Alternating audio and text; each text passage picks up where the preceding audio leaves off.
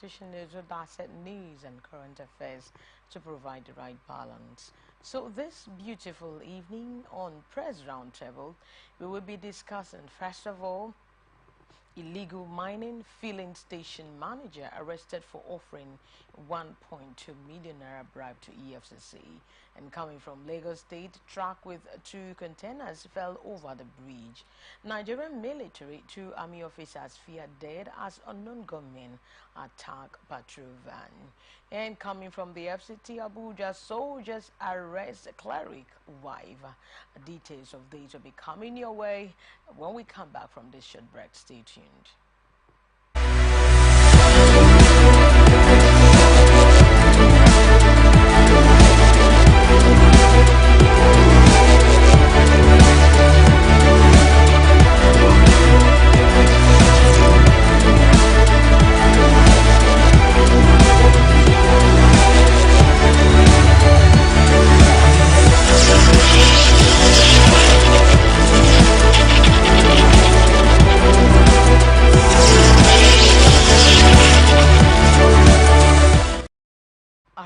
Good to have you once again. You're welcome back to the show. My name is Angel Ukoma, popularly known as Angelic Angel, and this beautiful evening I have the presence of Comrade Thango Chimene Nyeche, who is a political and public affairs analyst on the show. Sir, good to have you again. Thank you for joining us. Thank you, Her Excellency, the Angelic Angel. All right. Let's just move into the program. We want to look at, first of all, illegal mining, filling stations, manager arrested for offering 1.2 million naira bribe to EFCC. We want to look at that story right now. A manager at scavenger at the filling station in Obomosho and a scavenger have been arrested by operatives of the Lawrence Zonal Command of the Economic and Financial Crimes Commission (EFCC) for offering 1.2 million naira bribe to compromise the operatives of the commission. Now, news gathered that the suspects were arrested after operatives apprehended 7 suspects for offenses bordering on illegal mining activities in the state. The arrest, which followed credible intelligence and days of surveillance, was carried out on Friday, May 24, 2024 at Obomosho, Oyo State. The 7 suspects are Waliu Abidoye, Abubakar Awala, Abdurauf Hakim, Sabiu Usman, Saliu Godwin, Dauda Mohammed, and Olalekon Aremu. Now, at the point of arrest, 5 truckloads of assorted minerals suspected to be lepidolite, platinum, and precious stone, among others, were all recovered from the suspects. Investigations revealed that the suspects were not licensed miners and did not have requisite authority to purchase and possess the minerals. They were also not paying royalties to the federal and state government as required by the law. The commission also arrested 2 other persons, Faleti Wahid and Noah Olaleko, who allegedly offered 1.2 million naira bribe to the operatives in order to secure the release of one of their seized trucks. The duo of Wahid and Olaleko approached the EFCC operatives at the point of arrest and negotiated to give them money in order to have their seized truck released. The officers played along and got the suspect arrested at the point of delivering the money. The sum of 995,500 naira only was recovered from Wahid, who claimed to be a manager at a filling station in Obomosho, while the sum of 201,000 naira was only recovered from Olaliko, who claimed to be a scavenger. The suspect will be arraigned in court upon conclusion of ongoing investigations. Now, as you can see there, what is actually going on? We're actually talking about illegal mining in the country.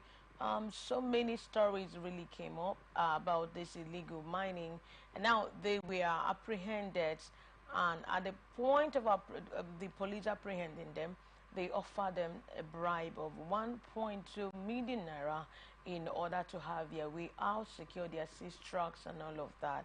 Now, this is to the EFCC. Now, the story did not tell us that they took the money, but they apprehended them upon during the delivery of the money. I think I want to commend them on my own part. I want to commend the EFCC this time for not collecting that bribe, because if they didn't pay along, they wouldn't have known. When they offered them, they said, okay, that's okay, let's go ahead. So upon that delivery, they apprehended these people. What do you think will be the impact on this illegal mining and even this bribery? That means, when we were discussing about this story, some persons said other persons have been collecting bribes and they have been having their ways. But this time around, probably it could be the persons, the individuals, because they have conscience. That is why they didn't collect this money and then said, I'm talking about illegal mining in the country. What do you think will be the impact of all this on the society? Well, I think those all Nigerians are supposed to be respecters of the law. The law should not be a locational thing. It should not be something that can be enforced only when it has to do with any particular region of the country. Here in Niger Delta, there are God-given resources such as the crude oil. It's on the news. It's a well-known fact that every day soldiers, the military and all that, including the EFCC, make arrests, destroy any item found or suspected to be illegal oil bunkering in the Niger Delta. So I think all of these actions they carry out here are as a result of compliance with the laws of the land.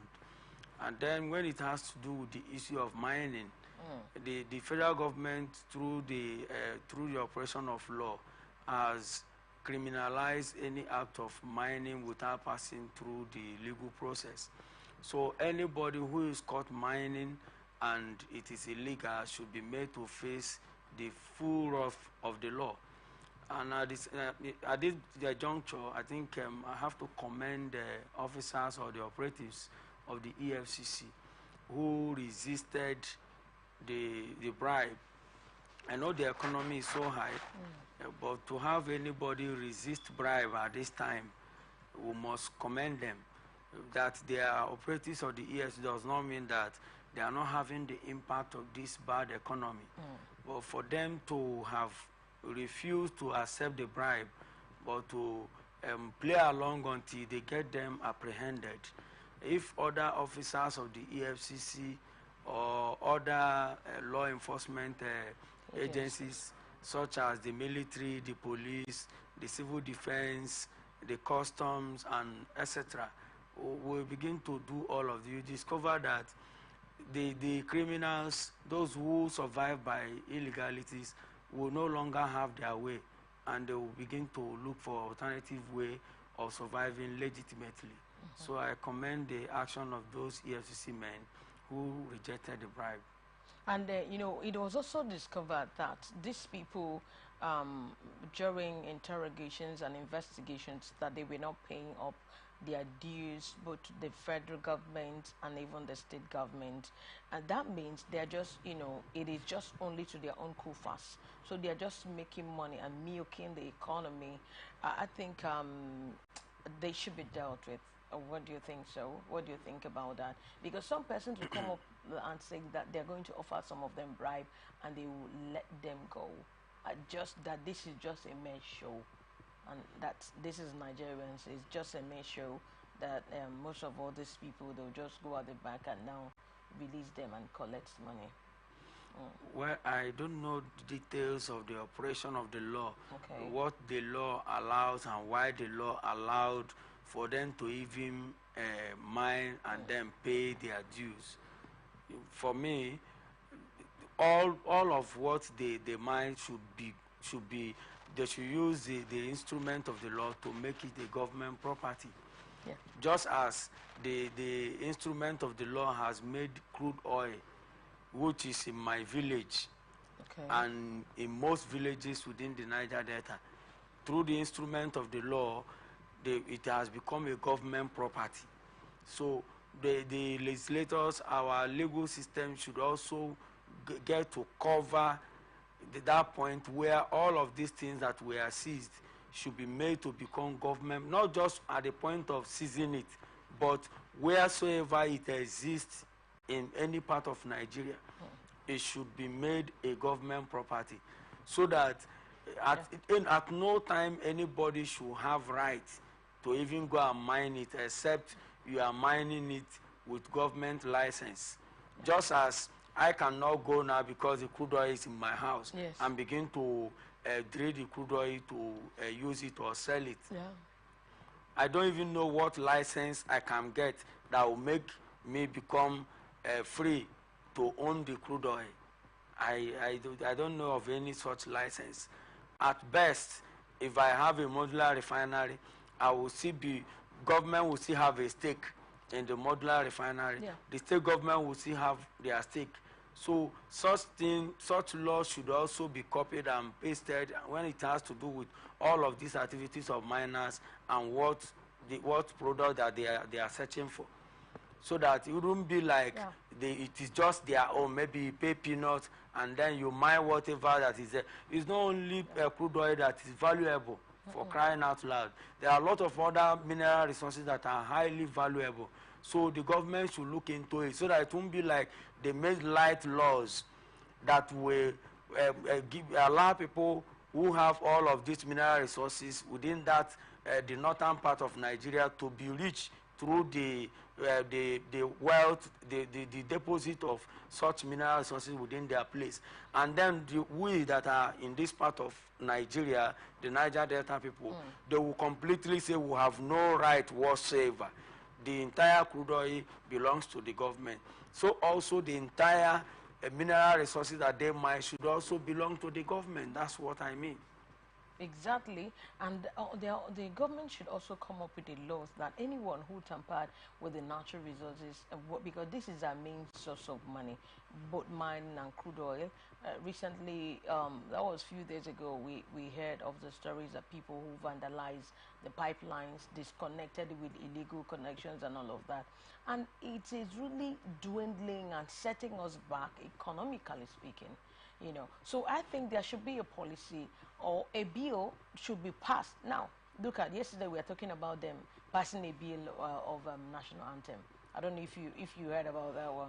Now, these are the issues that you have to look into, because this is our main source of revenue. This is our main source of income. Now, instead of them to dwell more on this the main source of our money, our revenue, they are dwelling more on now national anthem, bringing the old ones, now telling the people in secondary school and everyone to start learning how to sing, both the old ones, bringing the standards and reducing the standards and all of that.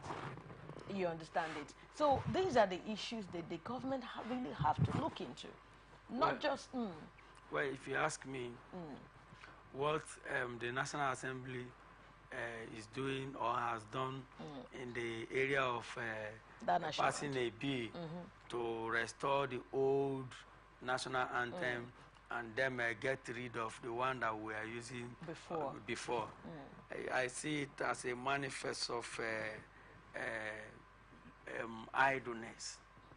I think these guys, our lawmakers, with all due respect, I see it like they don't have enough work to do. We have issues to discuss like this. I see that they don't have enough work to do, because I don't know whether they actually hear from their constituents. I don't know. If they do, then the National Assembly is supposed to put pressure on the executive arm of government to begin to practically do something to ameliorate the sufferings that Nigerians are going through. Everyday food prices, survival is increasing and hardship is growing in the land. Instead of them to liaise with the executive arm of government to ensure that things start getting better, they are busy chasing shadow. What are we doing with the national anthem? How can somebody begin to tell me that the national anthem we have is possibly the reason why we are suffering, the reason why things are so difficult? Is that not laughable? it is a huge joke. It is a joke taken too far. So our lawmakers should be serious. Look at the issues that played out during the last 2023 general election, where so many courts anchored on the INEC right, saying that they will not rely on the 2020 the electoral act as amended in 2022, that the electoral act also, despite the electoral act which made it compulsory for the use of beavers and biometric data upload of vote and all of that, INEC still had the discretion to use manual means to collate result and declare, which negates the whole achievement of the new amendment in 2022. I'm expecting that by now, based on the issues that characterize the 2023 election petition tribunal, that our lawmakers, the National Assembly, should begin to look at such controversies and begin to correct them with a legal instrument, with an instrument of the law that will clearly state that we are no longer going to go manual. It has to be strictly electronic, so that people will not just suffer in vain, queue up, vote, and at the end of the day, somebody has already written result, which you will only manage to smuggle to INEC, and INEC will declare the result, and the losers will be asked to go to court. When you go to court, INEC will tell you that they have the discretion to use either the electronic way or to use manual. Why should there be all? Even when it was as a result of the shortcomings in that use of manual upload that necessitated the need to make amendment that will allow for electronic transmission of results. These are issues that our National Assembly should be talking about, and not be talking about the Constitution. I mean, talking about the national anthem. National anthem has nothing to remove or add to what Nigerians are going through at this point. So I think they should face something more serious. All right. I think they've really heard you, and your voice is already registered. I know we digressed a little bit, but we are trying to say that this is the issues that they have to look at, because this is the issue that is actually bordering on Nigerians right now. And this is the issues that that is giving us sleepless night when it comes to illegal mining, when it comes to tampering with oil theft, vandalism, pipelines, electoral processes that are really mad, and so on and so forth.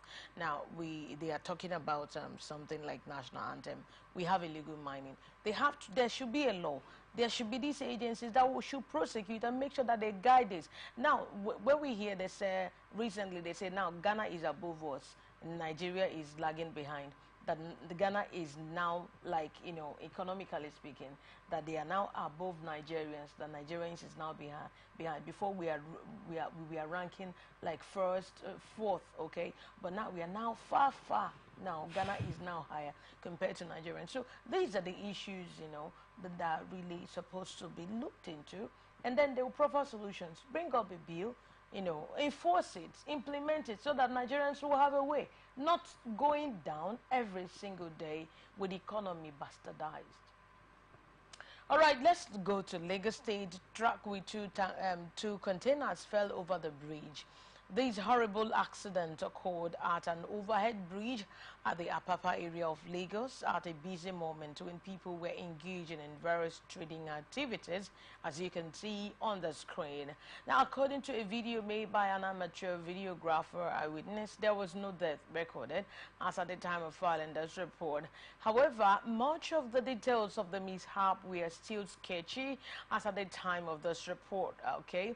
Bystanders could be seen gathering at the scene, with some of them recording the incident with their cell phones and trying to put them on the social media. Some could be heard complaining that the government should find a lasting solution to the issue of trucks falling from an overhead bridge, as such incidents have sent many people to their early graves. Now, you can see that. As you can see people, right?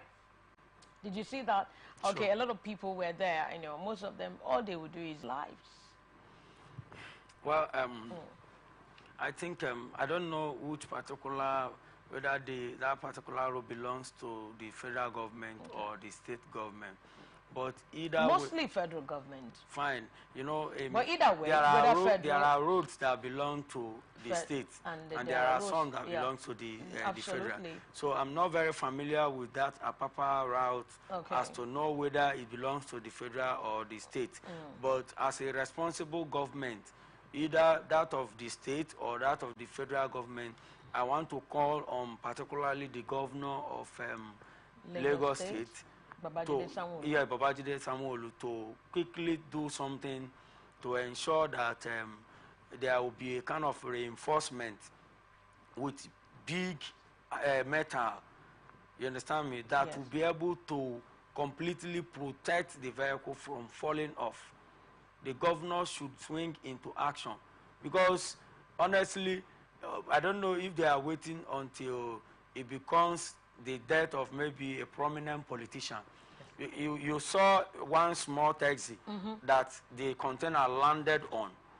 Imagine if it were maybe a governor or a top government official who doesn't want to pass through, take up, and decided to take down. And the same container, the same low bed or truck carrying the same tanker maybe falls on top of, first falls from there and it lands on a top politician. But maybe by now the politician would be dead. You understand me? Yes. So I don't know if they are waiting until it takes the life of a prominent person before it can mean an issue of serious concern. So I want to beg the governor of Lagos State to please act with all swiftness to ensure that something is done. Let a company be contracted to commence commence a remedial work to ensure that if it means to cast it, let an engineering company be engaged to see what they can do, so that even if any truck is taken there, no matter how you want to veer up, there will be something that will shield the truck from falling. You understand me? Because it's really risky. And from reports, this has happened over and over. Yes. It shouldn't continue. Enough is enough. Yeah, honestly, whether it is state or it is federal government, I think it is the responsibility of that state, even if like here in River State, to, if it is state, they have to do something about that. If it is federal, they also have to attract federal allocation in order to fix such roads and even take care of it in order to minimize death on that road, you know. So because this is really quite disheartening when it comes to, you know, sometimes we would say fuel tankers, even there are some carrying fuel and it will also happen and a lot of people would die. And now we are calling on the government of Lagos State, the governor of Lagos State, Babajide Sanwo-Olu. You have to do something about that. Even the lawmakers there, the House of Assembly, this is a time for them to wake up and do something about that. Lagos Bridge is actually has taken a lot of lives. So we don't want to hear such news. Such news is really quite it can really, you know, send even someone they live in to an early grave, not just. Do you understand? Exactly. Yeah, because of that, you know, depression, the tension will be there, and the fear will also be there. Like you just rightly said, are they waiting for when they will hear the news that one of the politicians died on the road or the truck fell on the car? You know, either when they are on patrol or when they are just, you know, as in normal activities, normal duties, okay? Or could it be the time they will now come up and say, no, we have to fix this? Then it will be in the news. People will now start sympathizing and start crying, why we lost this person. But now this is the citizen, so it can happen to anyone. Exactly. Yeah, yeah, this can happen to anyone. So we're not just saying just for, it can happen to anyone. You know, so I think there's a need for them to do so, to fix up the road and to allow the tanker drivers a free movement, convert their vehicles, and also regulate their movement as well, where they should and where they shouldn't. Because you understand, so if there's no such regulations on their movement, I think this will continue to occur. in life should always be is going to go. Okay, so I think we are. This is the much we can take in that. We're going to back on a very short break. When we come back, we take the issues concerning the military, Nigerian military. Stay tuned. From the line across the ocean to the land beyond the mountains, through the Sahara, we bring on sport news, live analysis, expert discussions on trending stories in politics, business, socio-economy, sports, and documentaries. So catch all the updates on the happenings around the globe. Stay focused on the fact today, only on ATN.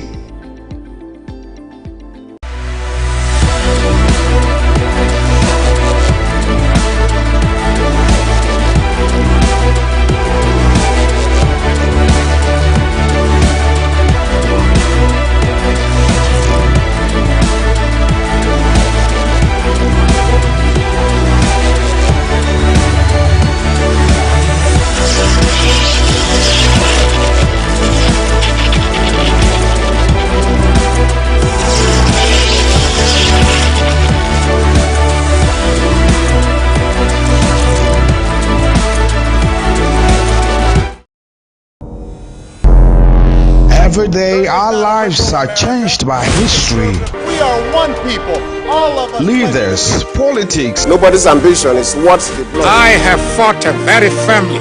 natural occurrence, war, and the world economy. I belong to everybody and I belong to nobody. ATN covers it all on ATN Politics today.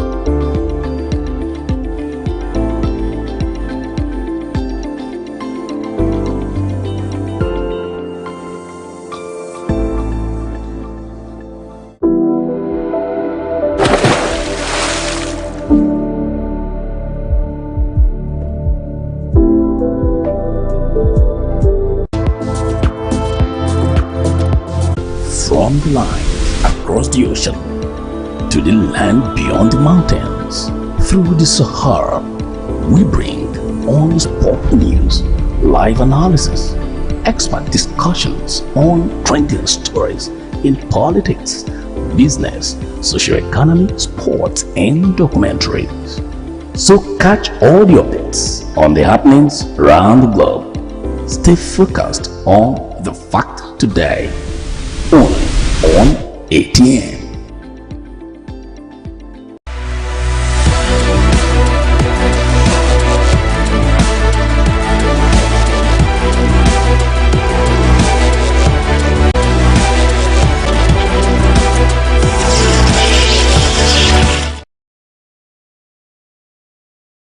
On the show, in case you're tuning in, you are watching Atlantic Television Network, and the program is called Press Roundtable. Now, let's look at what is happening in the Nigerian Army. Two Army officers feared dead as unknown gunmen attacked patrol van. The unknown gunmen reportedly enforcing the sit-at-home in commemoration of the May 30th have reportedly killed two soldiers following an attack on their petrol van. Journalists 101 gathered that the military men stationed at Oobikabia Junction in Aba, Abia State were attacked by masked gunmen numbering over 15 and their van set ablaze. An eyewitness who spoke to our correspondent said that the military men were outnumbered by the enforcers. I don't know how many of the army men that died, but I have seen two bodies on the floor. The witness, who gave his name as Obina, said. Continuing, he narrated that the gunmen came in an SUV Jeep and Sienna and attacked the army men at the junction. The gunmen were all masked and they outnumbered the military men, killing about two of them. As I speak to you now, he said, gunshot rent in the air and we have all gone inside.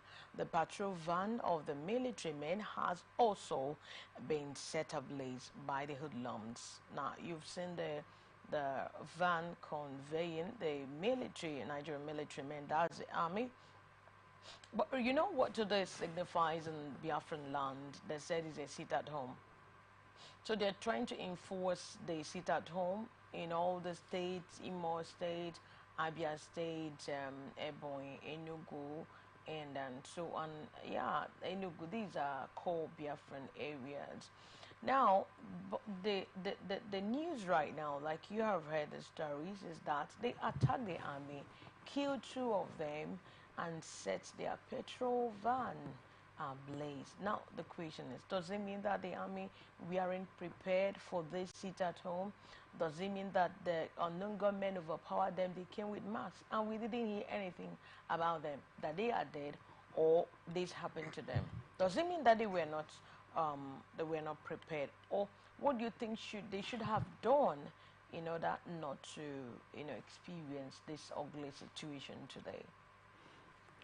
I think I will blame The military. the military and the Nigerian army on this particular, the military and the Nigerian government on this very death of soldiers. I feel that the military, they already know that on the 30th of May,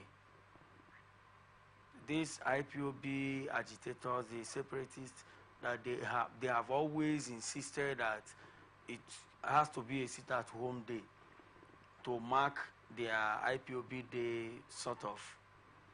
And this thing, it is not the first time it's recording death.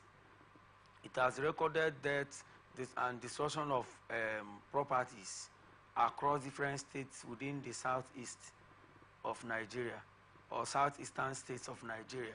So if federal government actually wants the military to stop this particular incident from it happening, or from the enforcers of this particular sit at home, if they wanted it to be stopped, they know what to do. There will be massive deployment they will move in ammunition and men 2 days before the 2 days or 5 days before the 30th.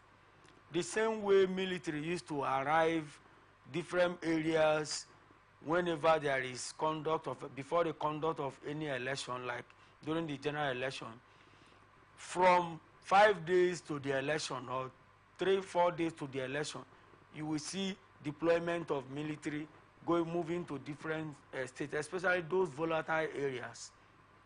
So if the federal government actually wanted to stop or to counter that enforcement or sit-at-home order, what they would have done is to ensure that there is enough security deployment that will be able to outnumber and outweigh what these guys have. But the military, the soldiers who know that there was no such deployment, there was even no reinforcement. If I were those guys that died, they would have even joined to obey the sit-at-home.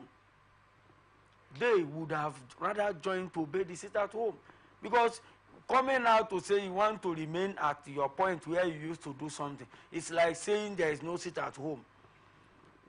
I don't know if you are getting me. It's like accepting or trying to oppose them that there is no sit-at-home. And one of the ways that the government should say you should not obey that sit-at-home is for the government to do massive deployment. And whenever government fails to do this massive deployment, then I want sisters who are in the military should join others to sit at home. Ahead of that 30th, you can see the report say they outnumbered the soldiers that were at the checkpoint. That is to say they have prepared for that day.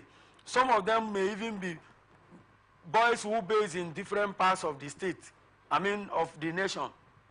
Some may even be Port Harcourt based, some may be Owerri based also. But because they have a common day that they want to show strength, they have to come down, form a formidable force, and begin to go to checkpoints to see whether there are forces, Nigerian forces, that want to resist them.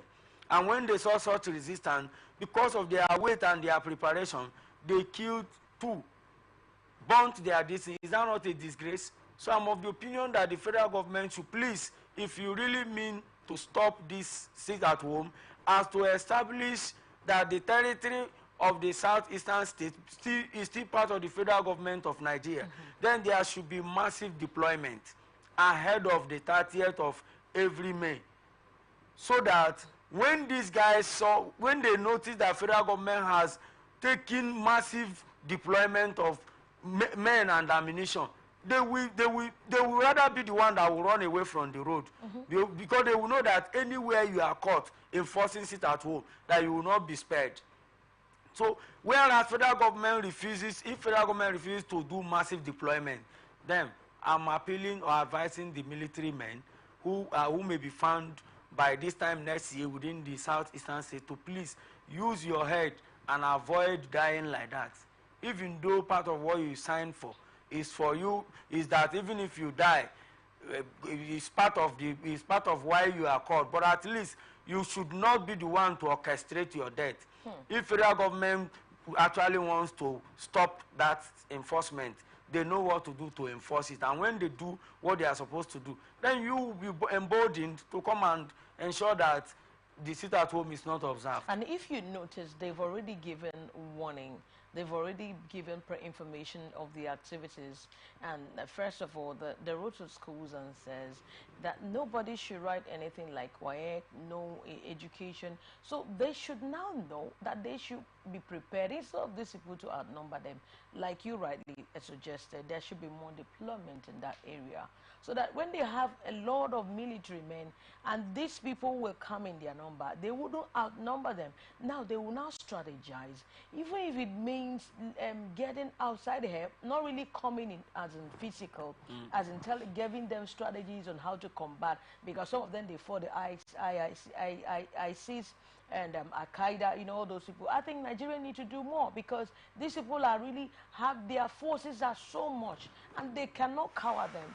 they cannot even tell us that they are more stronger, they are more fearful, they have formidable forces Not at all. compared to the Nigerian military. And you know what it means losing Nigerian military? You know what it means losing just one army? You know, so I think your suggestion is really quite okay, because if this thing is going to happen next time, trying to enforce it at home, they will now sit down, have a meeting, how they will carry out their own duties and assignments, because they are also there to protect. They are also there to fight for the nation. It is their duty to make sure that none of them will die, and even the masses and the citizens, you know, whether you are complying or you're not complying. But I think this time around, they should know what to do in order to save their own lives and they save the life of every citizenry. All right, let's go to Abuja. And FCT-based Islamic cleric Mohammed Al-Kandawi and his wife, okay, Ubainda Abdul Malik, have been arrested by soldiers in their home in Dede community in Abuja. City and crime learned that his wife, as well as three of the cleric's associates, were earlier arrested on Saturday before the cleric was picked up on Tuesday. In a video and audio message released by the cleric before his arrest, Al-Kandawi, also known as Sakin Malamai, and said his three associates were released along the way on the day of the arrest, but his wife was taken by the army to the Mogadishu cantonment. He further stated that the soldiers called him on phone using his wife's contact and demanded him to make himself available at the FBI unit in the cantonment before his wife would be freed. The cleric said, "I am not a soldier, nor one who committed terrorism or kidnapping. Why are the soldiers engaging me in an issue I am not even aware of?" He now further said that his earlier effort to meet with them at the Zuba Police Division or at the FCT Police Command was turned down by the soldiers. City and crime further learned that the cleric has been engaging in a fierce land dispute with an operator of a local sports center in the community. You notice that's the report.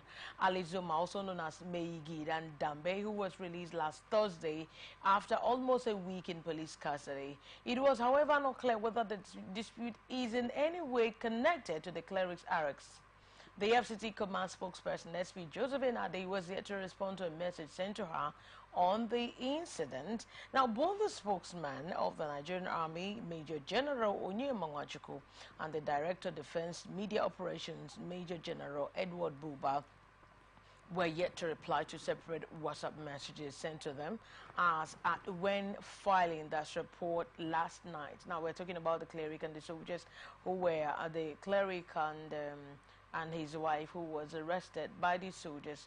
Now, developing stories said it was about a land dispute. So, and I'm sitting down here asking, could it really make them, or is there more to that? Are you trying to see what I'm trying to fish out? Could it be that there's more to that? But the story says that it is because of a land dispute. Now, with this land dispute, is it the duty of the police people, of the army or the police? What's your reaction on that? Well, the issue of, I think I'm trying to unravel what is really playing out here. Exactly. I think the issue will most likely be connected to the land dispute. Okay.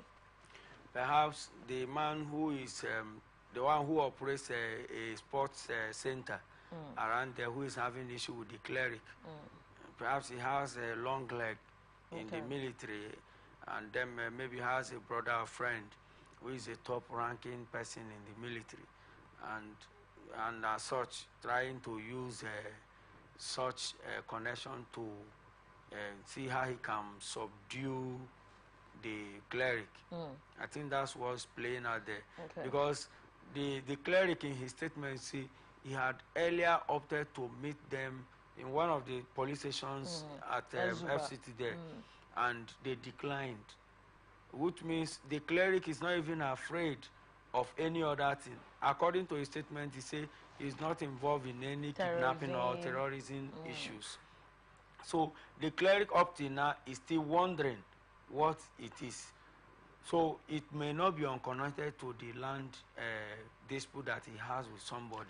Because if it were an issue of kidnapping or terrorism, I think the police should be chiefly involved. They would have been the one that will arrest the man, and then they begin the investigation. And even if it happens to be that the issue is actually that of the land dispute, and I'm still saying that there is no our laws as it is today does not give Nigerian military any role to play, as it has to do with who is the rightful owner of any landed property. So it is still that which has to do with our customary laws, and from there it will progress to other laws. So if the operator of the sports center is a native of that place and all of that, or if the operator of the sports center say, I bought this property from or another native of the same place where the cleric came from.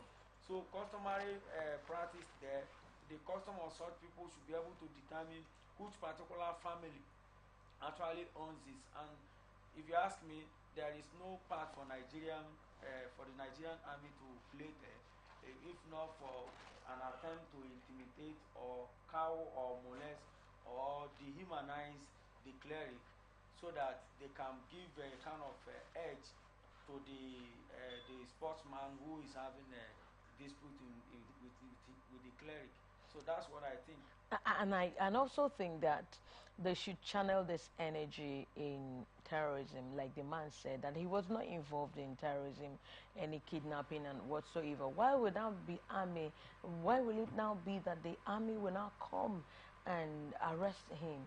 Like you just rightly said, could it be just to humiliate him, mar his integrity or impugn him, So, but I believe that this is the work of the police. And if you believe because of the position the man is occupying in the society at FCT, they should really go, call the police, apprehend the man, and they will charge the matter to court, and they will take it from there. Sure. Because this energy now, look at the situation in the country. This energy should be channeled in other areas. And that is why when we talk about the state policing, the state policing should handle. There are minor issues that they have to, handle. And the military, everything will just be, compartmentalized. The military will have theirs, the police will have theirs, the state police will have theirs. If it is a minor issue, it will go to the state police, like some suggested anyway, and not that majority, but the idea of state policing, okay? But now, this issue of this land dispute and land issue involving the cleric and holding the wife, I think it's more embarrassing and humiliating. If there is any more to that, they have to make it open and charge the matter to court in order to save the image of both the military and also the cleric. For me, from what I have seen so far, I maintain my stance that the Nigerian military, they should try to excuse themselves from this whole thing. If there be anything other than what we have suspected here, then they should make it public, and then allow the right authority, such as the police, to arrest the man and begin to prosecute him. But if it is for the sole aim of trying to force the military man, the clergyman, to accept that if he goes back to that place, he should forget that land or he will die. You understand me? By way of threatening his life. Okay. Please, they shouldn't be allowed themselves to be used in that manner. That's all right. We've really seen what is playing out there. We don't know if it has any political undertone.